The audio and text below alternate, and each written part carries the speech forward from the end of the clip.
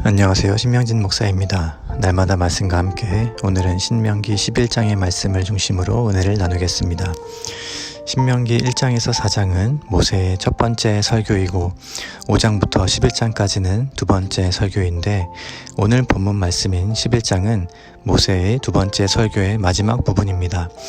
모세가 마지막으로 설교했던 모압 평야는 이집트의 노예 생활에서 벗어나 약속의 땅으로 가는 40년간 여정의 마지막 경유지였습니다. 광야에서 이스라엘 백성들은 십계명을 비롯하여 언약의 조건, 제사의 방법 등 많은 것을 배웠습니다. 이제 요단 강가에서 그곳을 건너 새 땅을 취할 준비가 된 이스라엘 백성들에게 모세는 이 설교를 통해서 그들이 하나님의 말씀을 하나라도 잊지 않도록 하기 위해 그들이 과거에 경험했던 구원과 섭리를 현재 시제로 말합니다. 그리고 그는 계명과 언약의 모든 말씀도 현재 시제로 말하고 있습니다. 신명기서 전체에는 오늘, 지금과 같이 현재 시제를 자주 사용하는 것을 볼 수 있는데 11장에서도 모세는 출애굽시키신 하나님의 구원과 광야에서의 전쟁과 심판 등 과거의 사건들을 회상하면서 바로 오늘, 지금의 사건으로 가져오고 있습니다.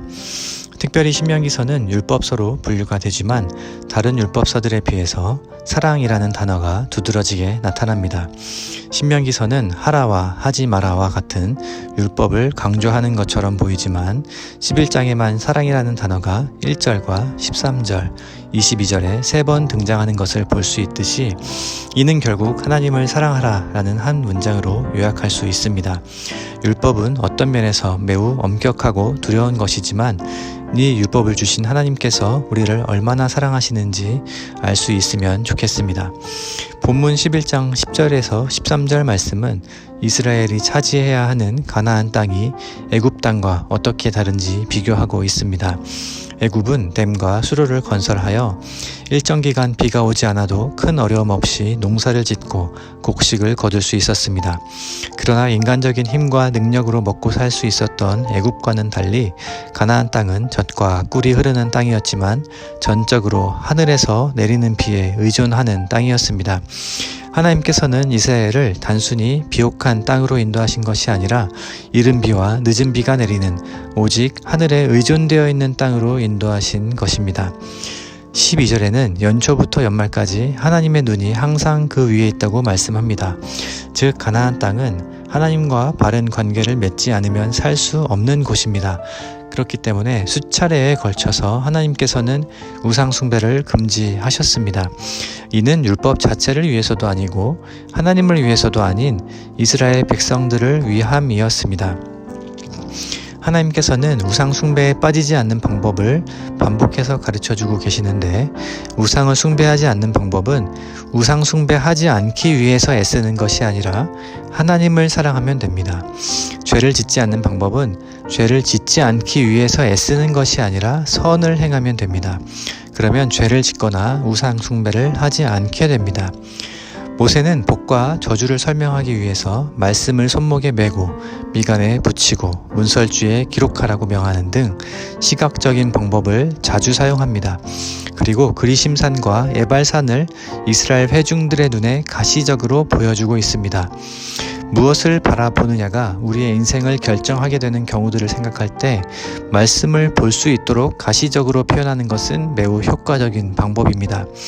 그리심산과 에발산은 세겜이라는 지역의 양편에 서 있는 산인데 그리심산은 울창한 숲으로 이루어진 산이었고 에발산은 앙상한 가지만 남은 산이었습니다.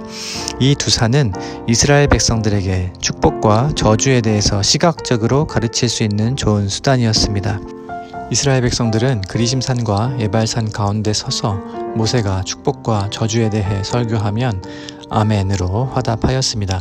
신명기 27장은 선포된 말씀에 대해 모든 백성은 아멘 할 것을 명령합니다. 수백만의 회중이 골짜기에서 아멘으로 화답하면 그 소리가 크게 울려 퍼지면서 메아리로 돌아왔습니다. 복이든 저주든 입으로 고백한 아멘은 메아리처럼 다시 돌아옵니다. 우리는 하나님의 축복에 대해서만 아멘 할 것이 아니라 하나님의 저주에 대해서도 아멘 해야 합니다. 하나님 말씀에 순종하느냐 불순종하느냐에 따라서 가나안 땅의 모든 비옥함은 복이 될 수도 저주가 될 수도 있습니다. 사랑하는 시운소교회 성도 여러분, 오늘 그리스도인들은 마치 애굽에서와 같이 사람이 만든 여러 가지 제도와 시스템 속에서 자존적으로, 그러나 대부분의 경우 남들의 판단과 시선에 의해 수동적으로 끌려가면서 살아가고 있는지도 모릅니다. 하지만 하나님께서는 우리를 출애굽시키시고 하나님과 관계를 맺도록 하시기 위해서 하늘에 의존되어 있는 교회 공동체로 인도해 주셨습니다. 이제 하늘에 의존되어 있는 땅은 단순히 어떤 지정학적인 위치가 아닌 하나님의 시선이 머물고 하나님의 돌보심을 받는 우리 인생 전체와도 같습니다. 연초부터 연말까지 하나님의 시선이 우리의 삶 가운데 함께 머물고 계심을 기억하시기를 바랍니다. 언제든지 어디서든지 그리스도인들은 하나님께 순종하는 삶을 살면 그 시간과 공간은 하나님의 나라가 됩니다. 하나님의 나라는 그렇게 확장이 됩니다. 신명기서 다음에 있는 여호수아서는 하나님의 통치와 다스림, 즉 하나님의 나라가 이스라엘의 순종을 통해서 확장되는 과정을 보여줍니다. 우리의 삶 역시 과거와 현재가 함께 공존하는 오늘의 순종이 내일의 축복을 결정하게 될 것입니다. 그러므로 마음을 다하고 힘을 다하고 뜻을 다하여 하나님을 사랑하는 시은소교회 모든 성도님들 되시기를 주님의 이름으로 축복합니다. 함께 기도드리겠습니다. 바로 여기 지금도 우리와 함께 하시는 살아계신 하나님 아버지, 우리를 죄와 사망의 권세에서 구원하시고 더 나은 본향을 사모하며 여기까지 인도하여 주심에 감사와 찬양을 올려드립니다. 이스라엘 백성들의 광야 인생길에 하나님의 말씀이 울려 퍼짐과 같이 우리의 인생길에도 하나님의 말씀이 늘 울려 퍼지게 하옵소서. 하나님 아버지, 오늘 우리 앞에도 복과 저주가 있습니다. 우리와 우리의 자녀들이 살기 위해 복을 택할 수 있도록 하나님의 말씀으로 복과 저주를 분별할 수 있는 지혜를 허락해 주옵소서. 그리하여 하나님의 말씀을 전적으로 의존하고 신뢰하고 순종하며 하나님만 사랑하는 시은소교회 성도님들 다 되게 하여 주옵소서. 언제나 우리와 함께 하시는 예수 그리스도의 이름으로 기도드립니다. 아멘.